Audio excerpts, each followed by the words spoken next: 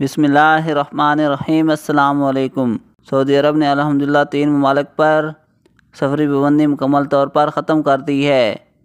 یہاں پر آپ دیکھ سکتے ہیں سعودی وزارت داخلہ کی جانب سے ٹویٹ کیا گیا ہے، ایقاف تعلیق قدوم الی مملکہ من الامارات و جنوب افریقہ والارجنٹائن والسماح بسفر مواطنین الیہا، جس کا مطلب یہ ہے کہ سعودی عرب متحدہ عرب امارات، جنوبی افریقہ اور ارجنٹائن پر سے سفری پابندی مکمل طور پر ختم کرتا ہے۔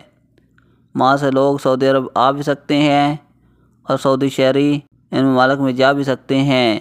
اعتباراً من الاربع 2/1/1447 ہجری الموافق 9/8/2021 ساعت 11 صبح۔ یہاں بتایا گیا ہے کہ یہ پابندی ستمبر 8، 2021 صبح 10 بجے سے ختم ہو جائے گی۔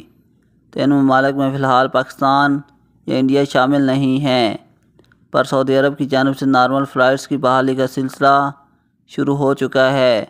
پاکستان میں کرونا کیسز کافی حد تک کنٹرول ہو چکے ہیں۔ انشاءاللہ پاکستانی بھی تیاری پکڑیں، بہت جلد خوشخبری سناؤں گا۔